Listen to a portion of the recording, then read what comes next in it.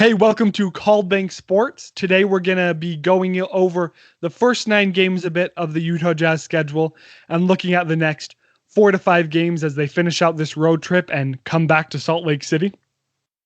Before we get going, please remember to like, comment, and subscribe. Thanks so much for watching. So, your prediction for the first 10 games of the season was the Jazz were going to go 8-2. Do I remember correctly? Was that your Yeah, take? that's what I said. And they got relatively close. Relatively close. So I believe I said 7-3. So right now, Jazz are 5-4, going into their 10th game today against the Pistons. Super excited for this game. So looking at it overall, I think the Jazz should win. Detroit definitely has shown a lot of energy coming out of the gate, which is just what happens at the beginning of the NBA season. And that's why the Jazz do end up having rough games against the Timberwolves and against the Thunder. Is these players are all professionals. I mean, there's only like 450 NBA players who can be on a roster in the world. So they're going to come out and they're going to give it their all to start out the season. They might start getting more depressed, like seems to happen to the Timberwolves every year, where they start out on a complete tear, then they lose a few games, have no composure, and then go downhill and become a lottery pick, and end in the lottery. So while these next few games against Detroit, Cleveland, Washington, and Atlanta are going to be somewhat difficult, the Jazz definitely have the talent that should lead to them winning.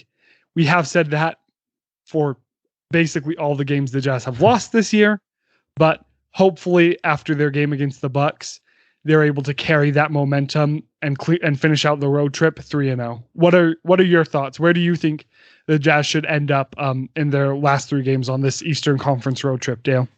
We were talking about how for a while the Jazz were just going back and forth, win-loss, until they lost 2 in a row.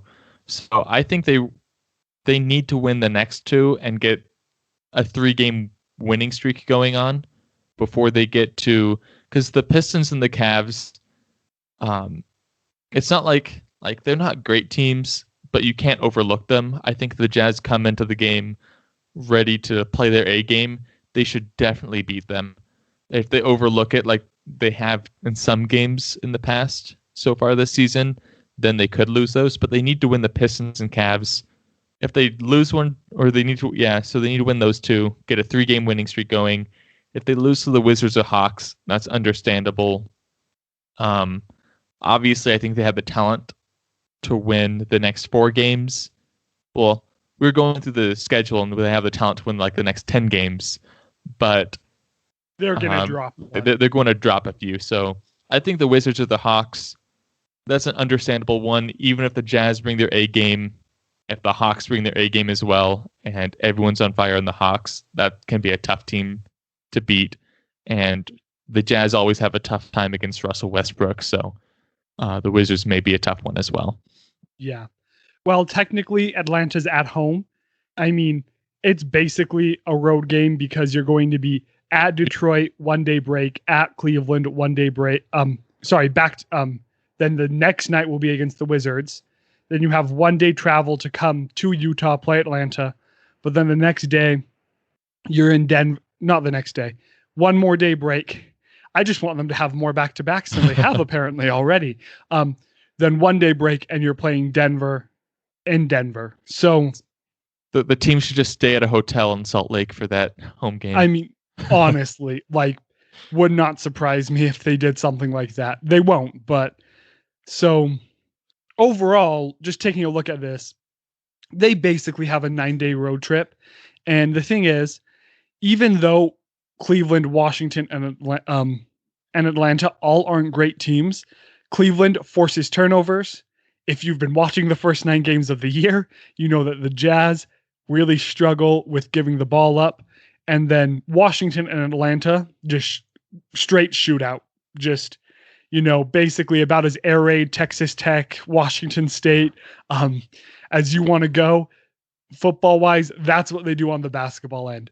So the Jazz are going to have to match them while playing some defense, which they have struggled with at points this season. So, do I think the Jazz should go 3-0 to end out the official road trip? Yes. Overall, my hope is that with the next 5 games, they'll go 3-2. Worst case scenario, I'm hopeful they'll go 4-1. So that's what I'm looking for. They can drop one of these next 3 as long as they make sure to pick up Atlanta and Denver. I'll be fine. But if they drop one and then drop one against Atlanta, Denver, that's concerning on trying to get home court this season, just with it being 10 games shorter than normal. And like the Nuggets, as far as the next few games go, we said so: Pistons, Cavs, Wizards, Hawks, then the Nuggets, then 2 against the Pelicans. And so out of those, the Nuggets are definitely the best team. The Pelicans are pretty good as well, and like there's other teams that can be good on certain nights. But this is the first time the Jazz are playing the Nuggets since they lost Game 7, and so I'm expecting the Jazz to come out strong against them. I'm hoping they still have that chip on the shoulder, thinking that wanting to prove that they're still the better team there. So I'm expecting a big Jazz win against the Nuggets, but the Nuggets are still a good team. So if the Jazz have some more of their stupid turnovers and just giving the ball up, or are lazy on defense or low energy, then they might lose that one as well. But I expect the energy issue to be fixed in that Nuggets game. So I'm excited to watch that one. I'm excited for that too. I think the biggest change that we're going to see after the Milwaukee game on Friday is I think Donovan's back. I think Donovan came out. He had a great night. I think that was really all he needed to do to get his mojo back and to get back in rhythm. So I'm honestly expecting to see Donovan have much more efficient nights. While he has had nights where he's put up 20 plus and he put up 31 against Brooklyn, all of those nights were incredibly inefficient and overall weren't really beneficial to the team as a whole. So this game against the Pistons today, I'm expecting to see him have another efficient game and just bring a lot more energy to the Jazz, and hopefully see that continue and to see him be on the other end of the slump that he really started out in this year. Yeah, I hope so. He's had some good games. It really hasn't been what we were hoping for. It's been his good games were still what his average was last season, right around that 24-point mark. So I'm hoping he comes out and becomes the true offensive leader on this team every game in, game out for the rest of the season. Because I think if that happens, that will be huge for the Jazz. If they know they can say, Donovan's coming out tonight, he's scoring 25 plus every night. And that way it really forces the defense to focus in on him. And if they don't, then he goes off for 40. And I think that opens up the floor. We talked about a lot how if Donovan's hot and he's just driving to the rim and scoring every time, it forces the defense to collapse inside, and if they don't, either Donovan scores or Gobert's there as a lob threat, or if they collapse, then there's going to be someone on the outside that can hit the 3. So yeah, you have Niang, you have Ingles, you have Conley, you have Bojan, you have Clarkson, 5 players that have shown to just be honestly elite when it comes to shooting the 3. So as long as the Jazz are able to continue on the just tear they were on against Milwaukee, definitely I think Donovan being back will just be a great boon to the Jazz's offense as a whole. And if he does turn into that, it'll be night and days, the Jazz first 10 games versus the rest of the season, and they'll return back to the form where we think they're a 2 or 3 seed in the West, which right now they're 4th, so it's not like they're too far out of that.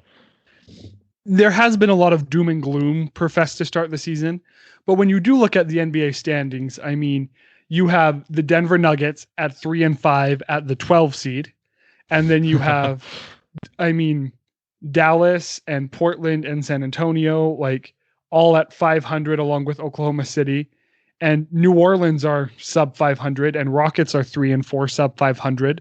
So it's been a really bad start to the season for everyone except for the Suns and the Lakers. And the Lakers, with their games against San Antonio, that definitely wasn't a good look for them, losing to a team that they should have just absolutely annihilated. So overall, there's some concern there, but looking at it, I think that everyone's having a rough start. And while we wanted to see the Jazz have the 2 or the 3 seed right now to just not be playing from behind, if they win, they're going to be tied with the Clippers for the 3 seed. So overall, I do expect to see the Jazz do better from here on out. I think we've seen one of the low points of the season. And while there might be a 3-4 game losing streak at some point, just because it has to happen at some point over 72 games, I think that this is one of 2 or 3 low points we'll see this season, and to expect to see the Jazz on an upward trajectory from here on out. Yeah, I can see the title of this video, like the Utah Jazz and New Hope. And we'll just like have Star Wars credits at the beginning. I don't know how to do that, so don't expect that. But yeah, I do think the Jazz definitely did not start off how we wanted them to. But looking at the West, at the rest of the West and what they've done, it's not like the Jazz are out of the picture. Hopefully they've taken these first 9 games, learned from them, and cannot make those mistakes again. There has been, I know a lot of Utah Jazz fans are upset, even with that Bucks win. I saw on Facebook a lot of people were calling for Quinn Snyder's head. They wanted him fired.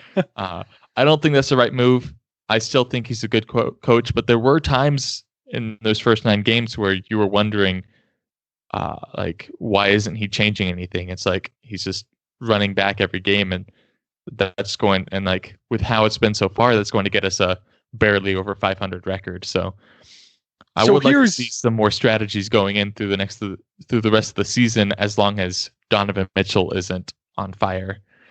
So here's an amazing Quinn Snyder story that I heard David Locke share this week that kind of gave me some more insight onto why he might not be making changes.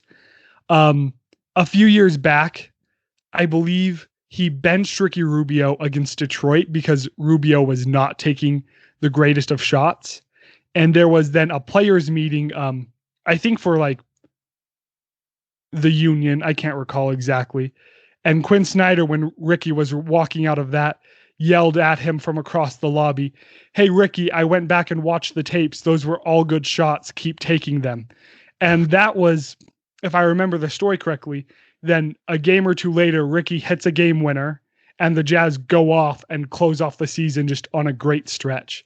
So I wonder how much right now Quinn is prioritizing him showing confidence in his players because he knows what they'll be able to do once they get back in their rhythm, versus him trying to make as many changes as possible to win right now. So I am hoping he's playing more of a long-term game, and that we'll see the impact of that here in the next few weeks. Yeah, that is a good point, because when you do test stuff out, it is often like the test could succeed or the test could fail. So, and while you're testing, you're often times less efficient than you are. So if he's testing out a new lineup, it could be great immediately, or it could be much worse. And so if he's playing in a tight game, I would imagine I can see him say, okay, we know how this lineup performs. If Bojan just hits a few more shots, or if Donovan starts catching fire, then we'll be fine with this lineup. And making it test a brand new lineup that hasn't played together, that's almost definitely going to fail for the first few minutes. And it's not like they've been leading a ton in many of these games, so he hasn't had the ability to test new stuff, because testing is risky. Yeah. So overall, I do think, I mean, we did see a big change last night that we might only see against teams like the Bucks, who they have such a big front court. We did see the Wasatch Front, Gobert and Favors on the court for the first time this season. And so that was something that we might see in the future when we play a team like the Lakers, who have Gasol and Davis. So overall, I think we'll see some changes, but I think it's way too soon to expect anything major.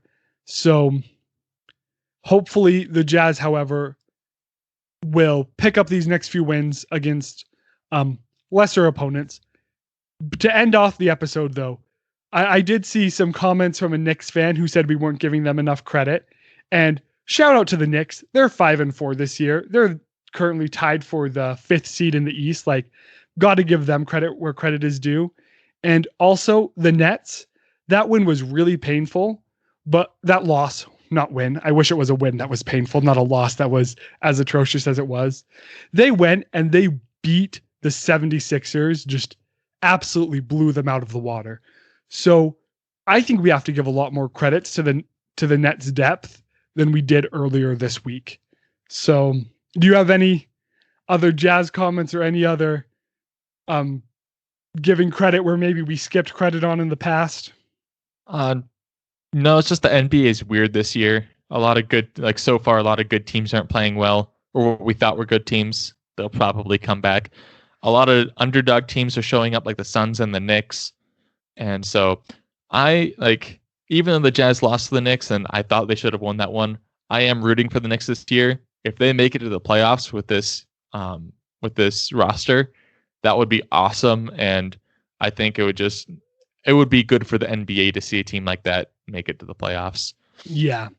Like, I definitely think the Jazz have a more talented roster and should have won, but we didn't just lose to the 2019-2020 Knicks. Like, we lost to what looks like to be a newly improved Tom Thibodeau 2020-2021 Knicks team that I'm excited to see overall. I really want to see Thibodeau succeed. I don't want to see the owner. I don't want to see Dolan succeed because of all the crap he's done in New York. I'm not a fan of, but I do love Thibodeau. So there's our 3 minutes of outside the Utah Jazz kind of New York NBA news. So anything else you want to say before we wrap up this morning's episode, Dale? No, just go Jazz. I'm excited for the future. So yeah, let's beat the Pistons today. Please comment before your predictions, and during the game you can come and comment, and we'll definitely be active there. So thanks so much and enjoy your Sunday.